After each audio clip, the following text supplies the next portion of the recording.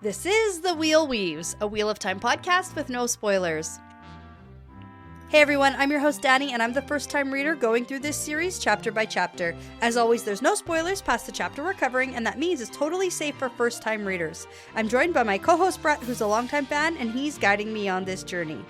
We'd like to thank and acknowledge our executive producers, Brandy and Kirkwood, Sean McGuire, Yanis, LightBlindedFool, Deyvis, Ferreira, Margaret, Big C, Green Man, Bennett Williamson, Hannah Green, Noralia, Geof Searles, Erik Reed, Greysin Ishara, Helena Jacobsen, Matthew Mendoza, Cyndi, Sims, Patrick Wallbankk, Manethraen, Andrew Scarponi, and Mr. Boddy's Body.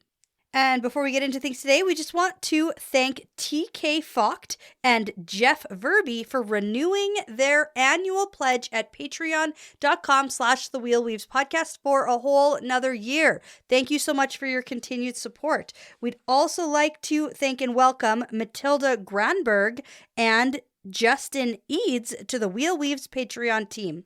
Thank you so much for your generosity and your support. We really, truly appreciate it and could not do this without you. In this episode, we are talking about Chapter 4 of A Memory of Light. Yeah, Chapter 4 is Advantages to a Bond. Yeah, want to hear something funny? Yeah, why were you laughing? What did you... Because I pulled it open. So I read this chapter a little while ago. Sure, yeah, that's I read it in the book. Right. With my eyes. Yeah. With words on a page. As opposed to audiobook, in and case... I knew what this chapter was called. Now, in the time between me reading it on the page and me listening to it again today, it really sounded like the chapter title was Bandages to a Bond. Is that the joke? That's it. I just laughed today because I was trying to figure out, why do we need bandages on our Bond? What do we need to fix? Okay. And then I just opened it up and I was like, oh, that makes more sense. There you go. You had a long day. It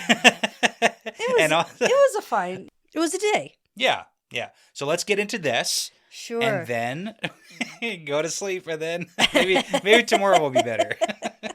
And you know what? We're definitely going to finish this book within the next 5 years, I'd say. We'll finish the book at the same rate that we are going to get to this meeting that's going to happen tomorrow. Yeah. Literally within hours. And you know what? This chapter is such a downer. No, it doesn't. Okay, do you want something actually pretty funny for a fun fact? Because it is a bit of a wild story and dive that I went into Wikipedia for this one. Give it to us. Got some inspiration. Sure, but why okay, not? So Logain is a character. And we're gonna get to see him. And I don't know, do you get minus points because your predictions weren't right? No. You're a little bit off. So here's the thing about a positive reinforcement system. Yeah. No, I'm going for negative reinforcement. Oh, yeah. So, okay. Well, it takes stars away from you. I don't want stars taken. I earned the stars I got. Right. You can't take those away. I just don't earn new ones. You get a stormy cloud now. No, I don't even want that. I just don't get a new... You were like, Logain was never here. I know. And it turns out Logain is, in fact, definitely here.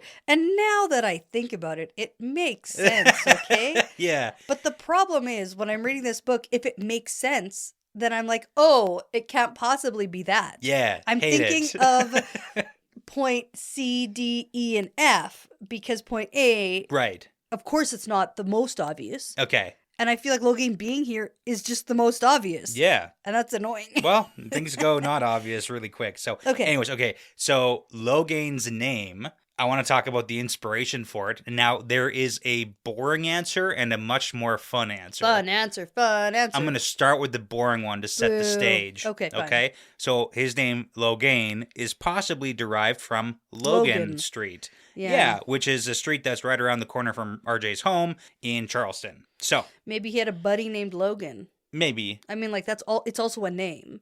It is. Yeah. This is Logain. Okay. However, the much more mythologically referenced and influenced name... Probably not, but go on, yeah. The legendary Irish king Lugaid Riab Ndurg. And it's Irish, so I don't know.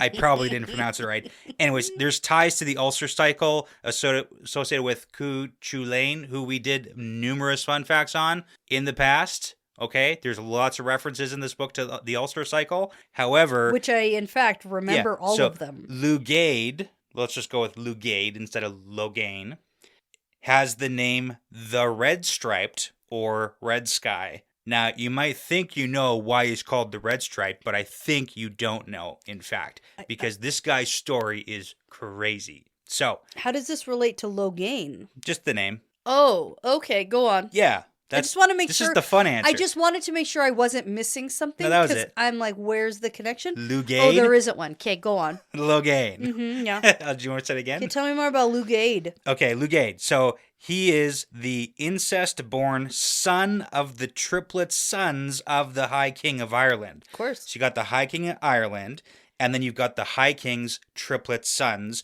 who are Bress, Nar, and Lothair.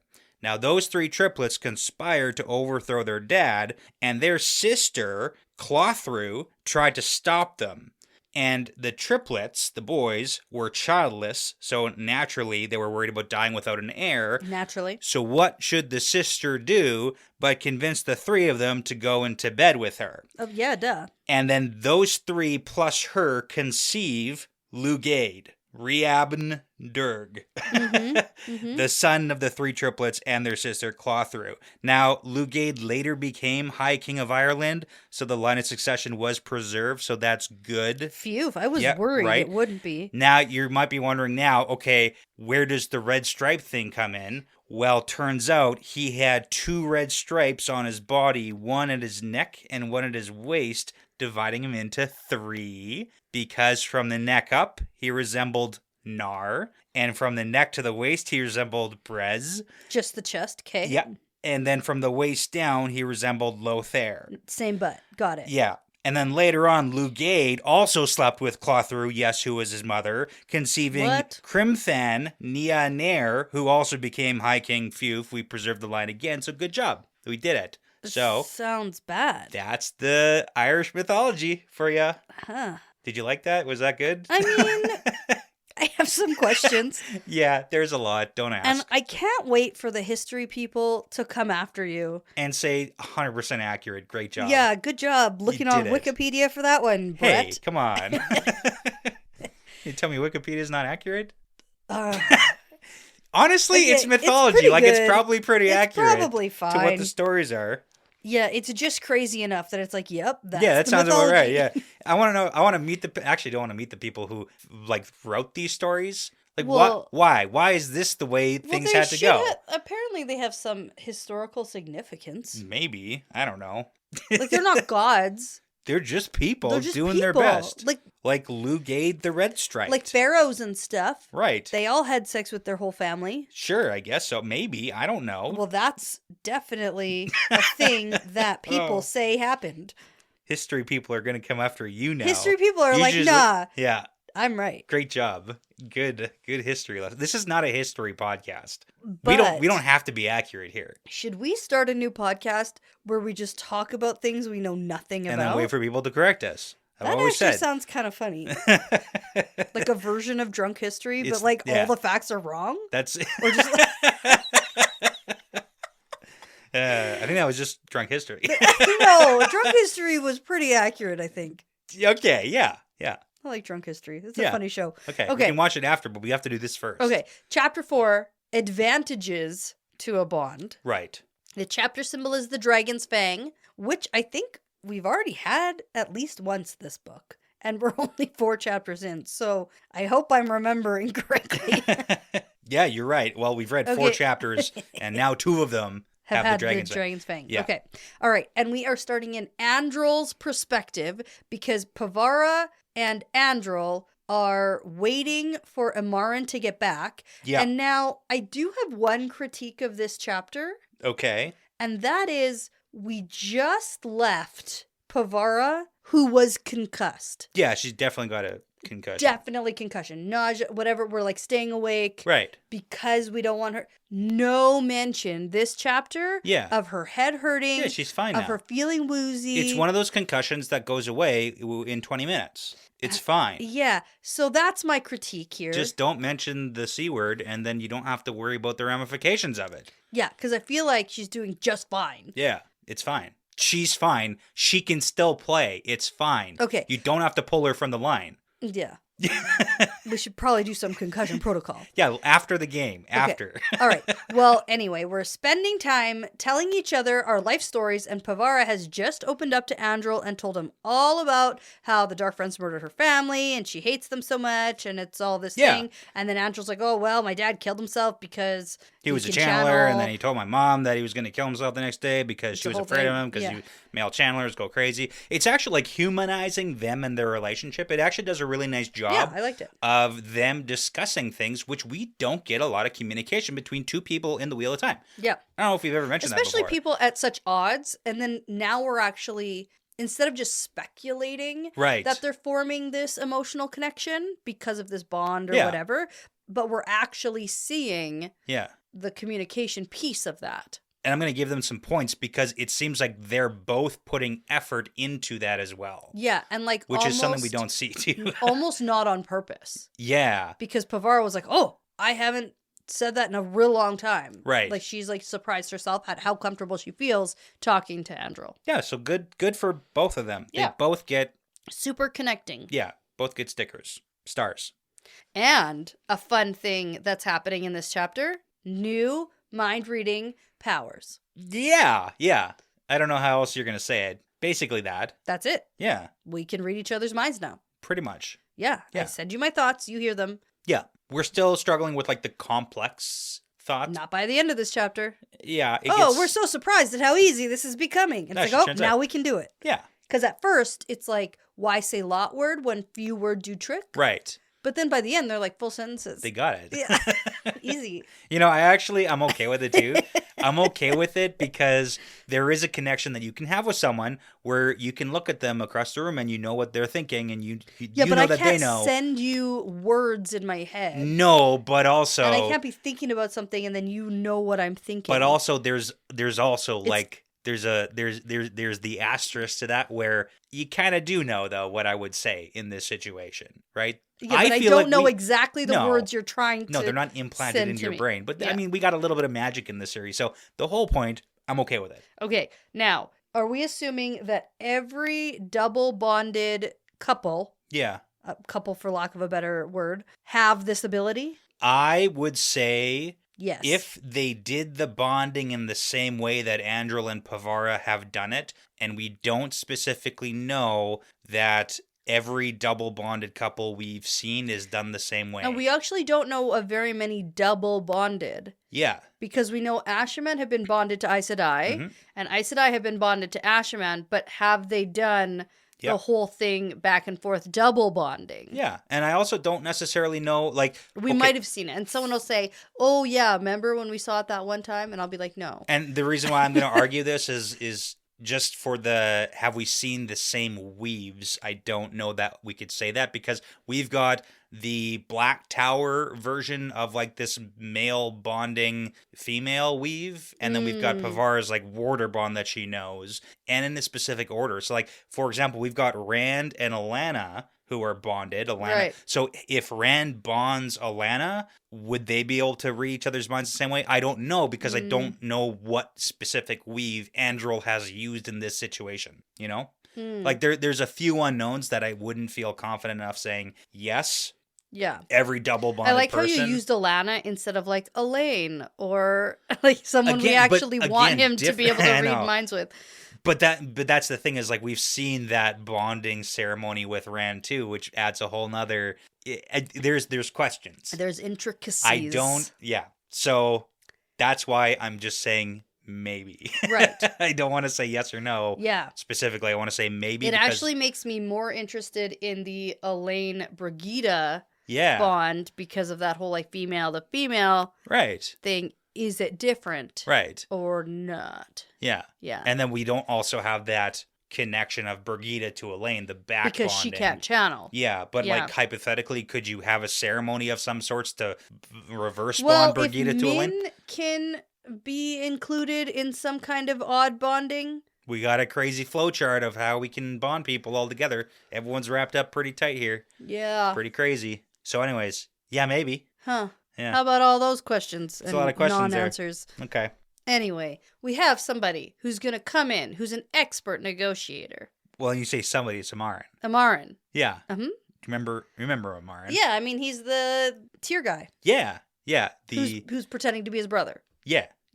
Okay, you got it. Awesome. So he finally comes back. And he's like, I know how to be a lord, and I know how to get information out of people. Yeah, he's really good at it. And Ferreira and Andrel are like, phew, because we have no idea how to get information Well, this out of was the people. plan. It's like, hey, if you can just do this kind of thing, like, why we have to go through this whole thing? It's like, okay, well, we need to do it in the right way. In the right way. In the right way, yeah. And Ferreira, at one point, wishes that she had some sort of device that she used to have when she interrogated people. Is that the torture chair? Maybe. Yeah, I like to imagine maybe some like kind of triangle. Yeah, well, some kind of oath rod or something. Lie detector type something to, who knows? Some kind of secret red Aja triangle. Those crazy triangle, they do a lot of things. Mm-hmm. Probably not being used for the right purpose though. Just 100% not. Yeah. Okay.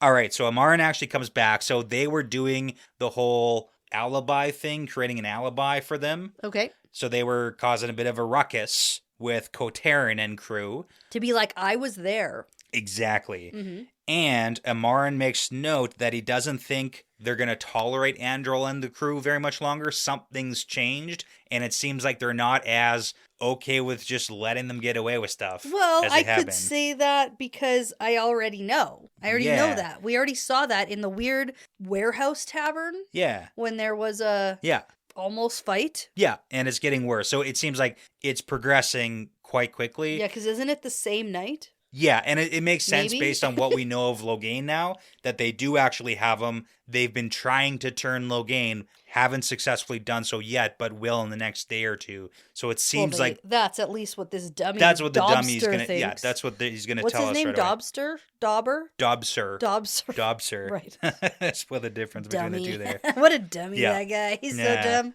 Okay, so yeah, we're going to get Ferreira to slowly remove the weaves that are blocking his ears right now, so it can seem like the tied-off weaves are failing, so that he can overhear what Amaran's going to say next. And I love this. I think it's so good. It's really good, and it's I'm very impressed. curious. Yeah. It's very curious what he says, too. That like I want to talk about the...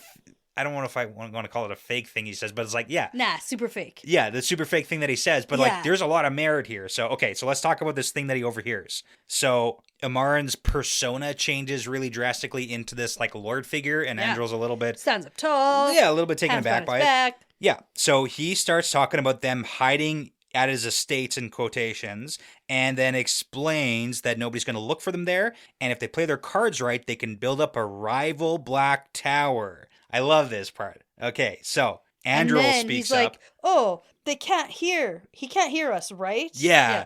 So Andrel speaks up, and then Martin like cuts him off to be a dick to Andrel to keep that part of things going. And Andrel's like, okay, I guess I'll play the part. Yeah, and then Amaran tells Ferreira that the only way they can rival the White Tower and the Black Tower is to create a place where male and female channelers can work together like a gray tower. I love it. And it's like tower, if you will. It actually makes a lot of sense in my mind, because like that's what Aes Sedai used to be. They used to be together, working together. That's it. Yeah. Not this black and white tower. So hypothetically, like we should do this joint effort tower. So maybe. What do you mean maybe? Why not? What's the... Well... I see no downsides here. I just don't think we should be rivaling White Tower and Black Tower. I think that it just all needs to naturally come together at some point. But the Black Tower is worked out, and they're working on this big, tower. That's only the White Tower's already got this big tower. That's only because it's evil. Right. So what, you think they're just going to let all the guys move into the White Tower? That's going to be just chaos. Oh, definitely no. Really? Like, although... Yeah, all the male channels moving in. Aren't we missing, like, a lot? There's lots of room. Lots of room. Tons of room. You still don't want all those male channels just moving all their stuff in to the White Tower. That's not going to go well. I bet they have less stuff than Aes Sedai have. That's actually that's probably very true. They don't have, debatably, they don't have anything. They came here when it was like a farm. They got nothing. Yeah, most of these guys. Stuff. They got no stuff. They go no things. Nuh-uh. Yeah. They're way younger, too. Oh, well, like, now they're going to... are so old, they've collected so many things over their years. And now they're going to want to borrow all their stuff. For sure not. No, the only way to do this is rival tower. Okay, fine. Absolutely. So I'm on board with this idea. Anyway, release the dummy so I can talk to him. Got him. Except he doesn't say it like that. He's like, release Dob, sir. This poor guy. So she does, and then Amaran tosses him a money pouch, and is like, this is payment for everything that's happened. I'm so sorry. This is totally not what we wanted to do. Dumb Andrel over here went on a power trip and didn't do what he was supposed to because he's dumb. He's so dumb. So dumb, this guy. Have you met this guy? Yeah. And of course, that's what we all think of Andrel, so... Well, yeah. Dobser's a bit suspicious. A little bit at this point, but the money's not for anything. It's just for saying sorry. And then Amaran's like, well, will you help me maintain my cover? Mm-hmm. And also, Andrel, go get us some tea or some water. And then Dobser's like, actually... Wine. Well... No, he says, go get us some tea. And then Dobser says... Because he's the wine guy. Well, actually, I heard there's wine here. Yeah. Very well. Fetch us some wine. Get some of that wine. Perfect. Power I move. love it. Yeah. I would say that too. Actually. You ever want to lure Dani somewhere? I actually heard there's wine here. Yeah. Tell her you got wine. Brunch? Yeah. Child's birthday party? Why not? Wine not. Wait, brunch at the child's birthday party? No. Wine at Those are two separate things. But as long as there's wine there, like, I'll come. Yeah, that's fine. Okay. I get it. I'm just kidding. All okay. right. So Actually, Andrel goes, and since we're still in his perspective, by the time he comes back, Amaran and Dobser are like chit-chatting now, and they're basically buddies, I guess, because Amaran is really good with people. It's got good people skills, and putting this guy at ease, because again, Dobser was never like the most on board with the good side, and now he's not most on board with the bad side. Well, he's kind of seems to be the dullest crayon in the box. Yeah. And we're sort of using that to our advantage. Yeah. The gray crayon, if you will. It's so dull. Right? Yeah. Because, Gray Tower. No, I got it. Okay. Except the Gray Tower is supposed to be good and smart. Well, it's supposed to be a combination. I think we've lost the metaphor. Maybe a little bit. Okay.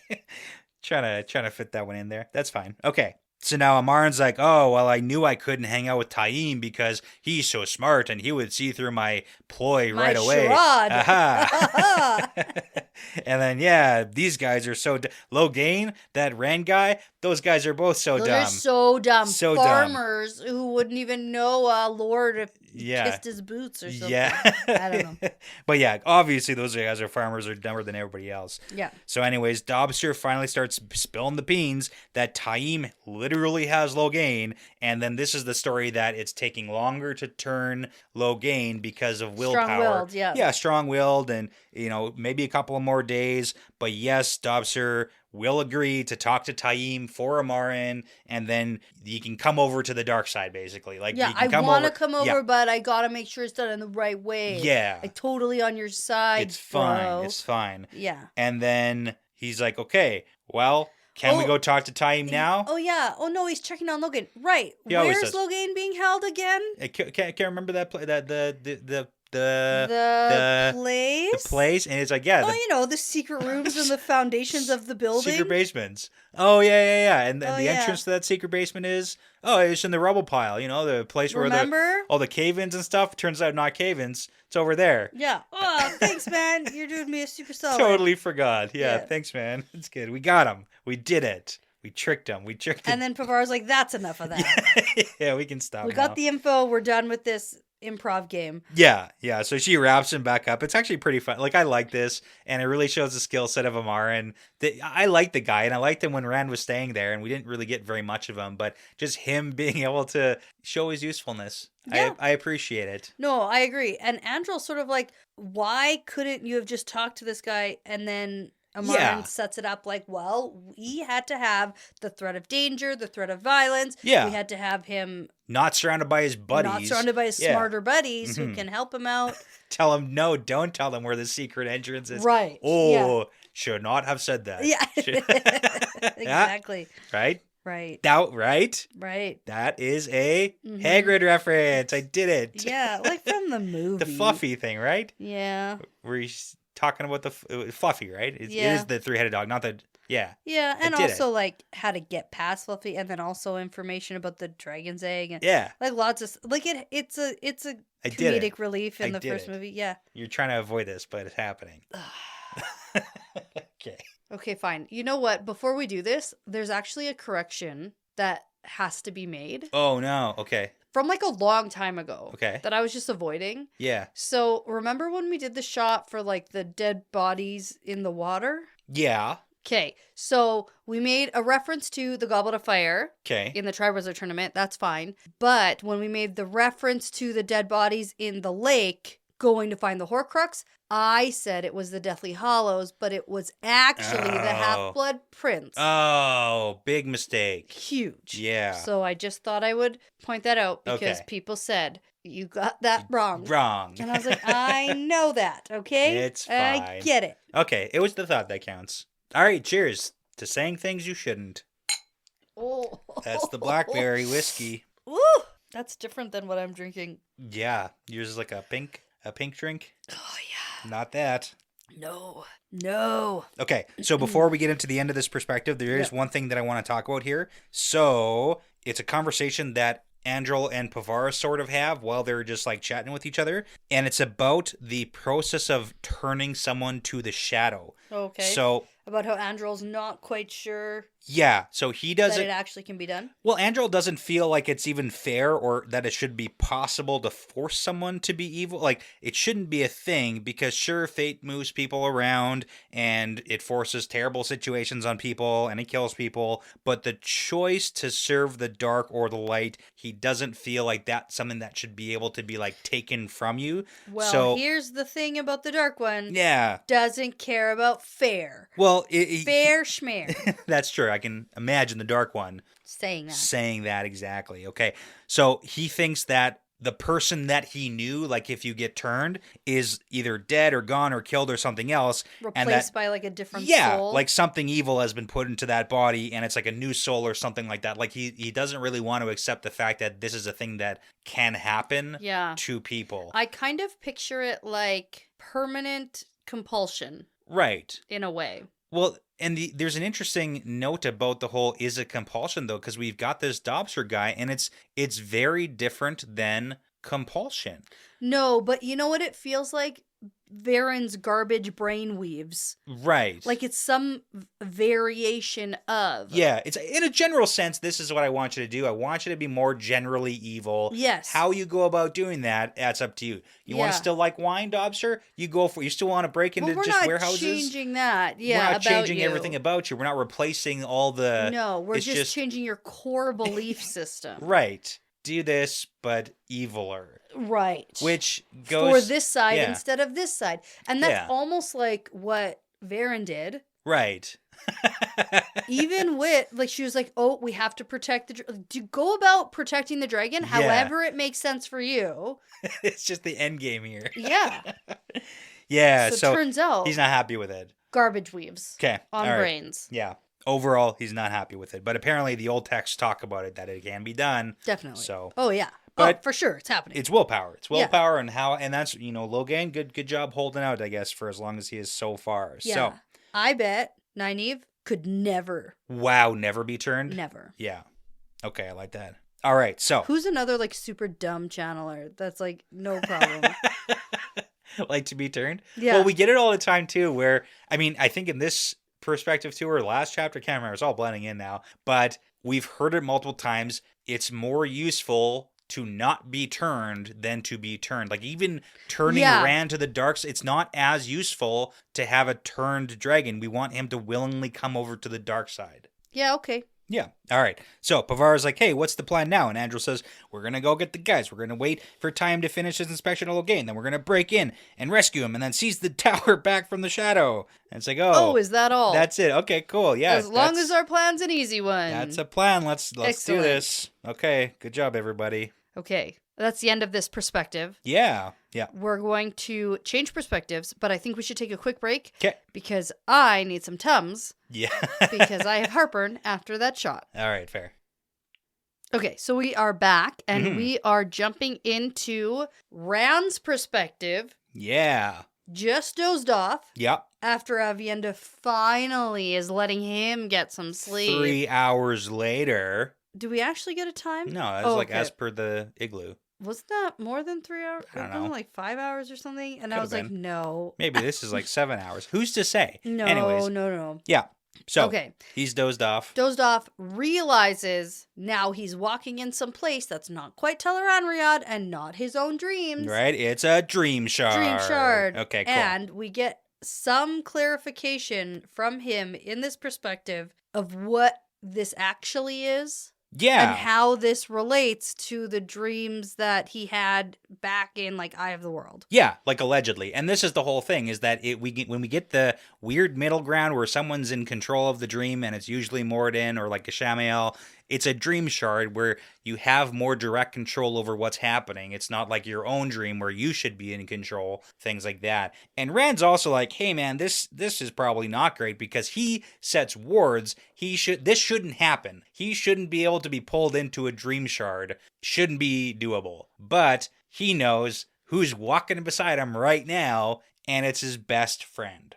Elan. Who's actually Moradin. Yeah, who's actually a Ishamael. Yeah, who's actually, I already said it, his best friend. Best friend. BFF. Best buds. Okay. And he's like, hey man, and Moradin's like, what's up, LTT? Yeah. And Ron's like, how did you get past my wards? And Moradin's like, I don't know, we're drawn together or something. We're connected. It's weird. I don't like this. Okay. So we get this very interesting mention of Rand saying, hey, how about Mieren, Lanfear? How about her? You let her off the leash, hey? And then Moradin does not like that because he, in fact, has not let her off any leash. Yeah. It's not good. No, he did not.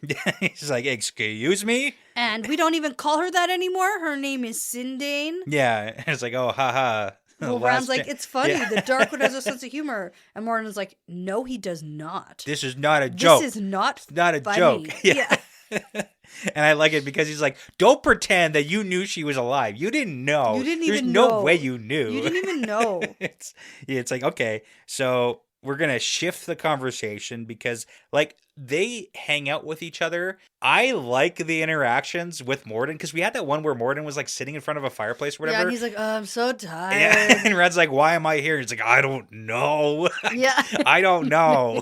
It's just all so strange. Yeah, and he's like, oh, I just can't wait for this world to be dust and so then close. nothing. Yeah, I mean, that's what he wants. And going back full circle to Ishamael, Moradin, like, what he wants is just non-existence because he's a bit of a nihilistic guy. Sure. And he's done. Yeah. He's done here. He's done. He doesn't want to be here anymore. Yeah. Okay. So back to the topic of Mieren first, because we got to wrap this part up. Sure. Rand's like, hey, she doesn't hold any power over me anymore. And Moradin says, yeah, I'm pretty sure she's still upset about that Aiel woman. What's her name again? Avienda. Who's Avienda? Yeah. That Aiel woman and that blonde woman and that dark-haired woman. Yeah, who are all these ladies? And then apparently she hates Rand and holds Rand responsible for what's happening to her. Oh. And Rand's like, yeah.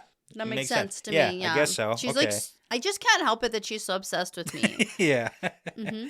Okay. But the thought in the back of Rand's mind when he knows that Lanfear is still alive, if Lanfear's alive, well, maybe that means that Moraine might be alive. And she is. I don't know, Red. Yeah. Do you know? Not yet. No, he doesn't. Not yet. But probably soon, maybe. If we ever get to tomorrow. At some point, maybe. Yeah. Although I've been waiting to see if they're going to show up at all at this meeting. Yeah. Yeah. Well, it's kind of like a black hole, you know, like as you get closer to the black hole, time just slows right on down. So we're never actually going to we're never going to get to the meeting. It's just never going to happen. Well, especially if we don't release episodes when we're supposed to. It never happens. And we only read one chapter at a time. And it's never going to happen, man. Yeah. Okay. All right, so now we got Rand doing a little bit of reminiscing about the good old days when he was terrified of Moradin back in the early days of everything. Remember the time when I was so afraid of you? And now you're just a stupid idiot. Yeah. And he's like, did you use dream shards on me back then? And Moradin doesn't even answer him. Rude. But then Rand's like, oh, you're crazy. And you were crazy back then too, hey? And you're still crazy, aren't you? Aren't you? Yeah. And then Moradin is like, well, taunting's not going to work because the shadow's going to win. Yeah. And Rand kind of gets a little bit personal here. He's like, you hate yourself. I can see it. I can feel it in you. You hate yourself and you only want victory because then you can end everything because you'd rather not exist than be you. And Moradin's it's like, that is so mean. But actually, Moradin's like, yes, actually. Yes, he wants everything to end. Mm-hmm. But then Rand tells him that he, like capital H-E, the Dark One, is never going to release you because that's the one thing Which is interesting. So we got, I think it was Grendel who was like, Ishamael is the only one of the like survivors who actually got killed, defeated by Rand. And it's like, you didn't see him. Why are you not punished? It's like, that's the punishment. Existence is Moradin's punishment. He hates it the most, and that's why the Dark One's also like being the leader of all the gaggle of idiots. Yeah. Hates it. Hates it. Yeah. You're nameless. But first, Moradin's like, I'm gonna kill you and your ladies. Right, all three of them. Yeah, I'm gonna do that before this is all done. Right. And then Rand's like, no, this isn't even about us. I'm done with you. And he kind of goes full dragon here. He takes hold of Moradin's dream shard, which shouldn't be possible. Like, this is Moradin's dream shard, and even though Rand shouldn't even be here, Rand exerts his own will on this place, which shouldn't happen. Sun shining. Yeah, sun shining, and like the dead leaves that Moradin has as his vibe here all start turning green, and the dark clouds boil away, and then Moradin starts freaking out because like, whoa, what are you doing? This shouldn't be possible. And Rand's like, anything's possible because I'm better than you. He does think that. He's like, this place is basically Tel'aran'rhiod, so those rules of like exerting your will over it should be the same. Yeah, and tell your master this fight is not like any other. Tell him I'm coming for him. Yeah, and Moradin's like, whoa, buddy, okay, like let's cool it, and then he disappears. Yeah. Because Rand is, I don't know, he's like powering up here. Yeah. Because it's not just Moradin versus Rand at this point. Yeah. Like it's been every other time. Well, Rand's like, again, this is different. Every other time, according to what, Moradin, Ishamael, and Flicker. Yeah. Right? But I mean, it always seems to be Rand against the Dark One. Moradin just wants to feel like it's always about him versus Rand, but it's not. But this time he's coming for you. Rand's got backup. Right. It's not just him. Well, and then Rand's entire plan still at this point is like, let's kill the Dark One, if that's even possible. Sure, but with a bunch of people behind him, united. Yeah. It's not just me fighting you. If the meeting goes well, yes. Okay, whatever. Let's just go get some sleep before we wake up and save the world, hopefully. Hopefully, because the meeting is tomorrow. Although, for real. Maybe this day? You'd have to think it's after midnight. Oh, for sure. Yeah. Oh, for sure. So it's today. With all the doing it, and then the dream. It's today. For sure it's today. Right. Just later on. Yeah, after sleep. A little sleep. Okay. This is all caused because they touch balefires, right? Like, this is the real problem. That Rand and Moradin are kind of like connected. It all started going wonky when they touched balefires together. Is that when it started going wonky? They crossed streams, yeah. That was like a big thing. And it's like the whole like, whoa, what happened? That was like the big event. I feel like there were lots of big events. There were a lot of big events. And it's but like, always been weird. And there was like a true power crossover with Cyndi and the balefire at Shadar Logoth and the whole thing. And apparently Samael actually died. Turns out, I'm pretty sure he's on the dead AF list now. Did you put him there for sure? Because it's pretty clear that he's gone. Yeah, I did. Yeah. But I'm still... Just wait for it. You never know. I'm still a little hesitant about it. Like, aren't you going to be embarrassed when he comes back? Honestly, I'll be like, okay, yeah, that actually makes sense. Yeah. That makes more sense to me than him being actually gone. Got him. We got him with the balefire. No. It's fine. Okay, well... We're going to change perspectives. We're going to Pavara. Right, Andral Pavara. So now, in Pavara's head, we're crouching in the rain. She's all wet and soaked and dirty and whatever. Yeah, we know channeling. We're not, because if you recall, we're in the Black Tower, and there's a bunch of dark friends, and turned Black Aja. And actually Black Aja too, probably. And male channelers who can sense female. Yeah, we actually don't even know how many Aes Sedai are actually here. Yeah, I'm sure we could go back and get like a count, but... And how many of them were actually Black Aja? But I mean, also considering how many Black Aja fled the White Tower, how many ended up coming here? Exactly. That's what I'm saying. Like, is this now a safe haven for Black Aja, or it will be soon if it's not already? Especially under Taim. Yeah. Oh, for sure. Like, that's a great place where you can just like amass people. It actually is pretty good. Yeah. It's a pretty good plan. Honestly, Taim deserves the promotion. He really does. I actually agree with that. He's done a great job. I actually completely agree with that. Yeah, like the Black Tower is so bad for the light. It's excellent. It's so bad. It is excellent for the dark. Yeah, it's so good for them. So good. Yeah. I'm pretty impressed. Okay. Because the light has not been able to actually put anything together. Yeah, and at this point, I would like to not blame everything on Rand because he did set up the school and leave. But also, he's got enough on his plate. But also, maybe don't put time in charge. Yeah, and I don't remember a lot of things I've said before. Sure. But the one thing I do remember saying is, uh-oh. Yeah. Yeah. I'm pretty sure we can't just have a bunch of people assembling here. Right. Because statistically, Yeah. we're gonna have some dark friends. Yeah. And that's gonna be bad. Statistically, you were right. Okay, All so right. that cancels out my For sure. non-gold star and a gold star. And the Stormy Cloud. Do you want me to take the Stormy Cloud away from I you? don't want a stormy cloud. Oh, all right. Well, don't say things that are wrong then. Easy. Okay. How am I ever going to say things that are right if I don't just say everything? Everything that comes to your brain. Yeah. All right. So they are actually not just in the rain for no reason. We are looking out of that section where the secret hidden basement construction zone is. And then they're like, oh, yeah, it's pretty clearly guarded by Ashaman. And then Pavar's like, how did you never notice this place was guarded? And it's like, because there's a curfew and I don't just wander around at nighttime because you're not allowed to. And it's raining. And it's raining. And it's, yeah, but it's and like. maybe Taim is super concerned about children playing in this construction zone. Exactly. You put guards just to make sure. Because we don't want anybody hurting themselves. You don't want people in all falling this into the rubble. pit. Yeah. No, it's not that, actually, I think. It's a Parks and Rec situation. It is a... you have Andy falling into the pit. 2 broken legs. Oh, dear. Okay. So now they keep watching and they're counting the moments until finally we got 3 ribbons of fire that fly out of the dark and kill the guards. And then Pavar's like, oh shit, I forgot that they are trained weapons and they would immediately go for the killing blow. Yeah, not like I'm not used to shielding and conking them on the heads. Right. And then Andrel can like read her brain and he's like, obviously, we're gonna kill. Like, what are we doing here? If it's not murdering dark friends. That's what you're supposed to be best at, I thought. But it is an interesting thing because Pavar's like, ooh, we never do that at the White Tower. And then Andrel says to her, because he read her thoughts, he's like, gentling still kills men, just slower. Yes. Like, you are still killing them, just not with a bolt of fire to their brain, I guess. Yeah. Or whatever you want to call it, so... But that's where we get the chapter title. There's advantages to the bond, but also inconveniences. Also bandages. And bandages. They're going to need bandages because of the fire bolts in their head. Oh, no, those guys are dead. Right. They don't need band-aids. Bandages aren't going to help.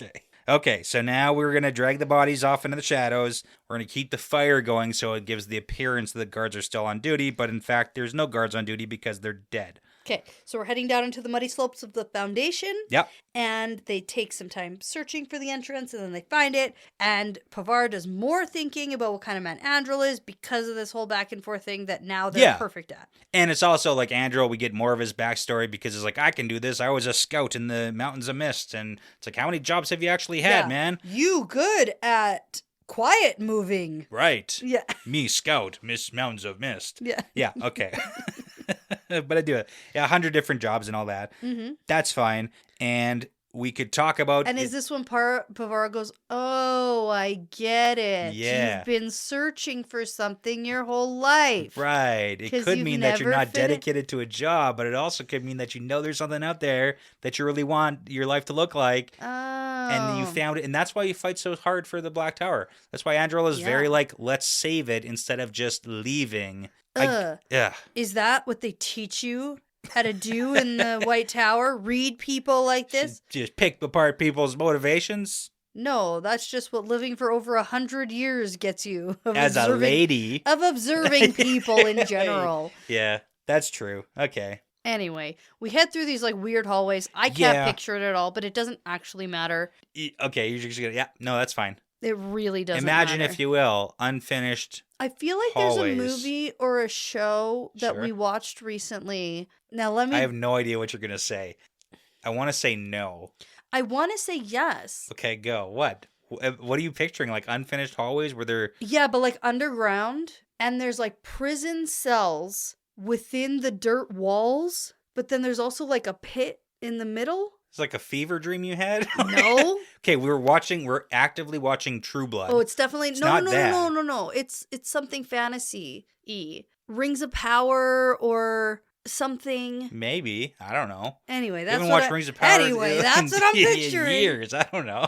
I don't know. Maybe not that. Okay. I don't know. I like to imagine like a sewer system like Ninja Turtles. Yeah, see, I'm not picturing that. Perfect. I'm picturing more of whatever I'm picturing. Yeah. That you're not. But I have no idea. Maybe if it comes to us or you or me, then we can talk about it next episode. But right now, we're going to wander these unfinished/finished corridors. Sure. And we're finally going to freeze because... Are you looking it up? No, just you keep talking. You keep talking. I'm listening. Okay.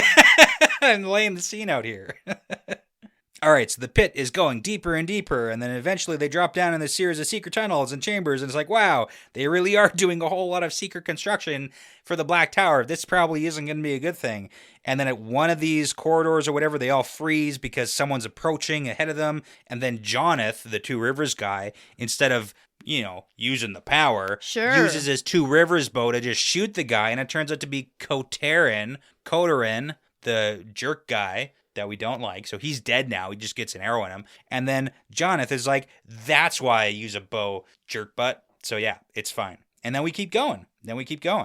So finally we get to a place where there's a bunch of tiny cells. And then we find Loghain in one of the tiny cells. Loghain is here. Loghain's here. We did it. It's a super tiny cell. Yeah. It's not good. No. Did you find? Okay, so you're done. I haven't found anything quite yet because I was half listening to you, and so my search wasn't very great. Okay. If you give me 1 minute. Search later.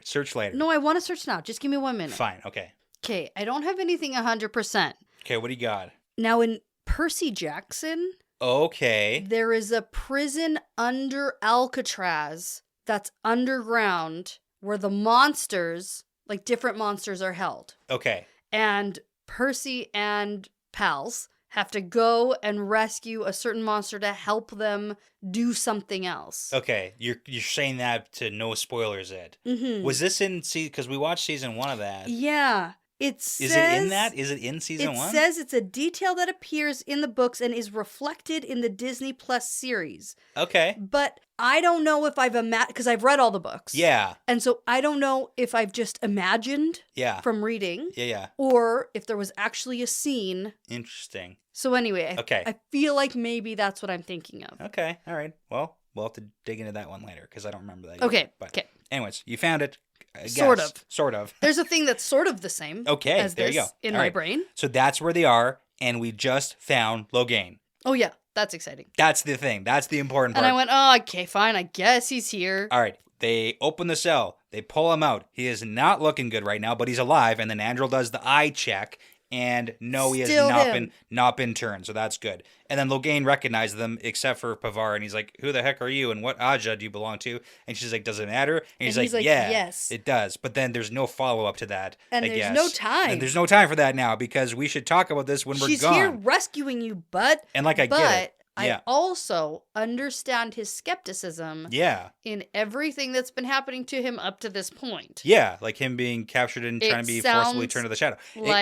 He's had a hell of a time. Yeah, he's had a bad time, in fact. And then there is a whole conversation of like, okay, like, is this maybe a trap for us? Like, is he turned? But no. But like, if he was turned, why would they leave him here? And it's like, because it's a trap. But like, are we really setting a trap for Andrel and crew? I actually think that if this was a trap for them, then some of the smarter guys would have set it. And honestly, we don't need to set a trap for like Andrel and crew. No, exactly. We don't need to set a trap. At the point of when we want to overpower them, we are in a position to do so as the bad guys. Yeah, because I think realistically, if they're attempting to set a trap, they're not going to leave it to Dobster. To spill the beans on the secret hideout. One. Like, I feel like they're actually going to subtly say it like in passing on purpose. Yeah. Right? They're going to try to set that trap. Whereas this, they really got hooped. Yeah. Like they got here and that's good. But now we have a difficult night ahead of ourselves because... we got to get out. Yeah. we got to get out of here. We got to Loghain, but now we got the rest of the plan to do still. Right. And then Loghain's like, okay, Andrel. Make a gateway. Time to make a gateway. It's the thing you do. Yep. Anyway, so Andrel freezes and slams the door, and then they all say there's powerful channeling coming, and they can hear shouting coming, and it's like, oh no, someone must have found those guards they killed and didn't hide the bodies well enough, I guess. Well, they also would have just found the place unguarded. Yeah, and there's also that. Like, even if they didn't find the guards dead. Yeah. So then they are like, hey, Loghain, can you fight? And turns out, no, he can barely stand. Maybe he's been given fork root. Yeah. So that or he's exhausted. Anyways. Because also we're in Pavara's point of view. So. It's overall, it's like a terrible situation. We got to Loghain, but now that's all we've been able to do. Andrel shouts for everyone to get back, and then the door explodes, and we kick off into a fight scene. And Pavara's like flinging weaves down the corridor, and she's cool with it because she knows that it's for sure dark friends. I actually do like this very specific mention of it's not against the three oaths because I know I'm fighting bad guys. Yeah, 100%. Like this is when you 100% you are fighting either dark friends or turned people. Yeah. It's accomplices of the dark. This is very life or death situation. So she can feel someone try to shield her, but then she's able to fight that back. And then it turns out we can hear Taim's voice, so apparently he's here or coming down the hallway. Like, this is bad. And Loghain keeps telling Andrel to make a friggin' gateway, but he can't. And he's like, I'm trying. He's so close to doing it, but he can't just get over the hump. You know what I really thought was going to happen here? Just make a gateway? Well, yes, but how I thought he was going to make a gateway was Pavara would link with him. Ah, yeah. Like, allow him that. Yeah. Because before, he was like, I can almost do it. And then she's like, give me that back. Right? Yes. Like, it was a whole thing. Yeah. I thought maybe after all their bonding, pun intended. Over the last 2 hours. Yeah. That she would be like, okay, here, you need help. Yeah, give it another go. Let's give it one more try. Bends down, like, hold his hand, and is like, you can do it. And this feels like a very life or death moment. Yeah, she can feel that he's nearly there. He's concentrating so hard. Yeah. But then, thump, something, weaves hit the room, and then the roof gives out. And everything goes black. Yeah, because they get covered in dirt, and it's just this probably is bad. Not great. My whole self wants to believe that there's some beautiful ending to this sequence where the gateway got made just in time. Yeah. You know, and then all the rocks fall out onto wherever he made the gateway and they get out. You know, like something like... It's pretty explicit that they, like, it goes black because the roof falls in on them. Yeah, until, the gateway's here. You know, or something. Sure. It doesn't really feel, though.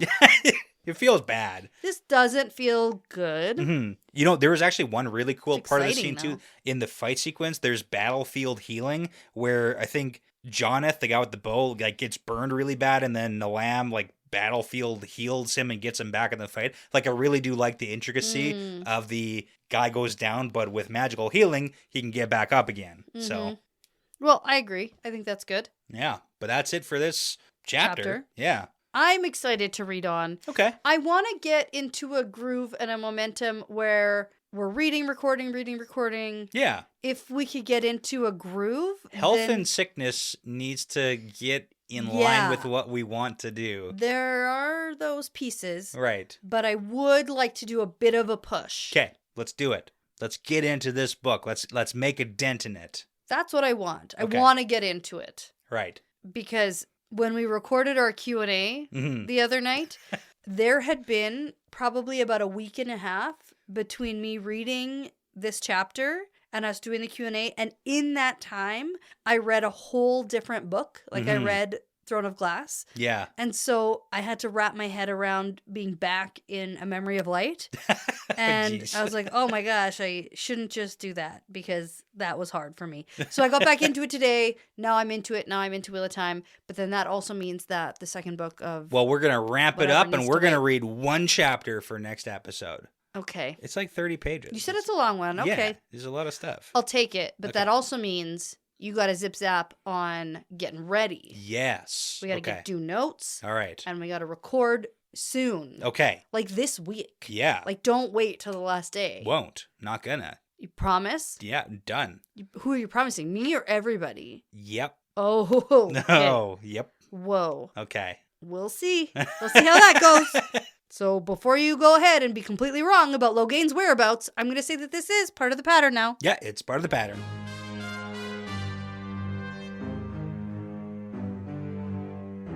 The Wheel Weaves is hosted and edited by Dani and Brett and produced by Dani and Brett with Passion Socks, Cody Fouts, Mo Zyme, Jamie Young, Jared Berg, Ricky Morissette, Matt Truss, Antoine Benoit, Ashley Bradley, MKM, Megan, Colby T, Gabby Young, Rycat, Chris G, Sarah Creech, Saverio Bartolini, Meg621, William Johnson, and Soccer Files Canada, with music by Audionautics. All right, everyone, and be sure to check out our Patreon page if you're interested in supporting us and the podcast. We'd love to send you some Patreon-exclusive merchandise like stickers and bookmarks as a thank you. Plus, you'll gain access to episodes earlier than everyone else, and at the time of recording right now, we have over 45 bonus episodes for your listening pleasure. Find all that and more at patreon.com/thewheelweavespodcast. For just general information about our show, like how to send us shot glasses, how to join our Discord, and how to get in touch with us, visit thewheelweavespodcast.com.